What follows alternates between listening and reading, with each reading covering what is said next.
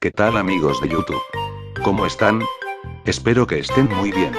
Venía a decirles que de aquí al sábado subiré mi nuevo vídeo y creo que les va a gustar.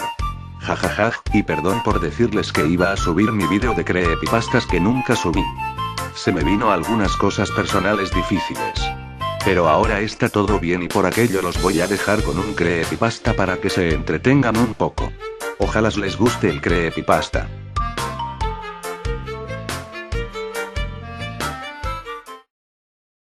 Seguramente muchos recuerdan el lejano 1994 por ser un año muy especial en el mundo de los videojuegos, cuando Nintendo y Rareware formaron una de las alianzas más memorables de la industria a la que pertenecen. Es en este contexto en el que nace el videojuego de Donkey Kong Country, una revolución gráfica en su tiempo y un juego muy inocente, apto para todo tipo de audiencia. Desde la salida de DKC ya se veía venir una segunda parte, pues Nintendo y Rare no perderían la oportunidad de sacar adelante la joya que acababan de crear, y un año después, en 1995 llega Donkey Kong Country 2 Diddy's Conquest, una de las mejores entregas para el viejo Super Nintendo, un título innovador e igual de inocente que su antecesor, aparentemente. Todos sabemos que en las versiones beta de los videojuegos se dejan muchos elementos atrás, escenarios, personajes, ítems, etc. DKC2 no fue la excepción. En la lista de los enemigos se encontraba un misterioso personaje un tanto diferente al resto de villanos, se trataba de Mr. X, un pirata igual que los demás enemigos del juego pero con un aire un tanto diferente.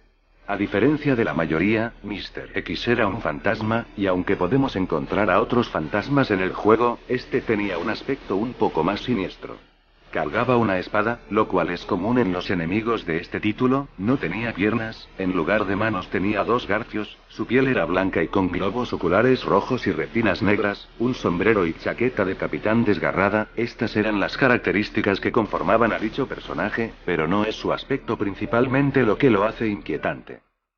Todos conocemos a Nintendo como el niño inocente de la industria de los videojuegos, su catálogo en aquella época era mucho más suave que hoy, mucho tenía que ver la censura de la época, pero también las estrictas normas de violencia que tenía Nintendo en aquellos entonces, llegando inclusive a ser muy criticada dicha empresa por quitar la sangre de videojuegos como Mortal Kombat. Nintendo entendió pronto que esto resultaba molesto y en muchos casos hasta inaceptable para los videojugadores, por lo que comenzó a ser más flexible, dejando la sangre para la segunda entrega de Mortal Kombat entre otras nuevas libertades, pero hubo un punto en el que estas libertades fueron más allá. Nintendo quería romper con su estereotipo de videojuegos infantiles y decidió hacerlo con la segunda entrega de su simio, así que encargó a Rare un videojuego mucho más maduro pero que siguiera siendo aceptable para los niños. Como se podrán dar cuenta, dicho encargo es una contradicción en sí mismo.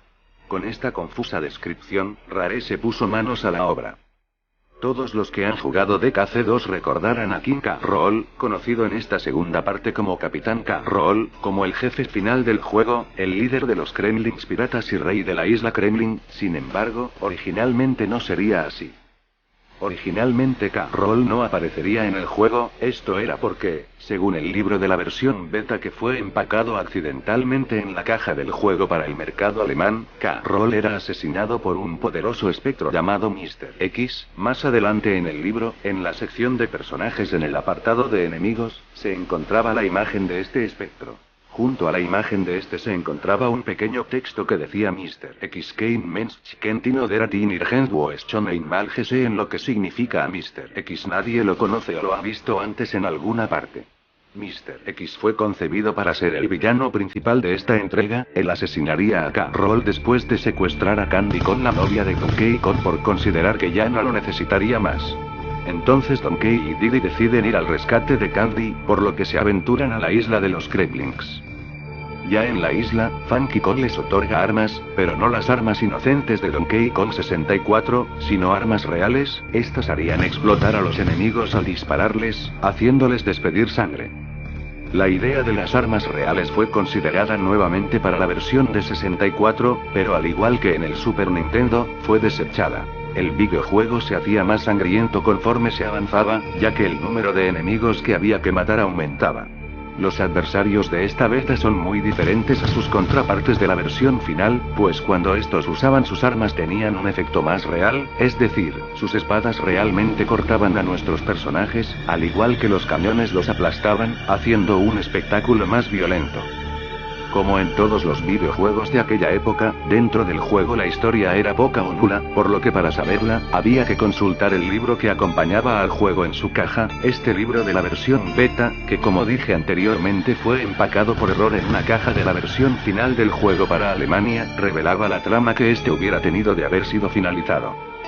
Resulta que el objetivo de Mr. X era volver a la vida, para lograr esto tenía que sacrificar a Candy bajo un ritual Kremlin de magia negra, aunque en el libro no se revela por qué específicamente ella, se puede suponer que esto se debe a que en esos días la historia de un videojuego no era muy importante, todos los esfuerzos se centraban principalmente en la jugabilidad, o bien, que esto sería revelado dentro de la trama del juego.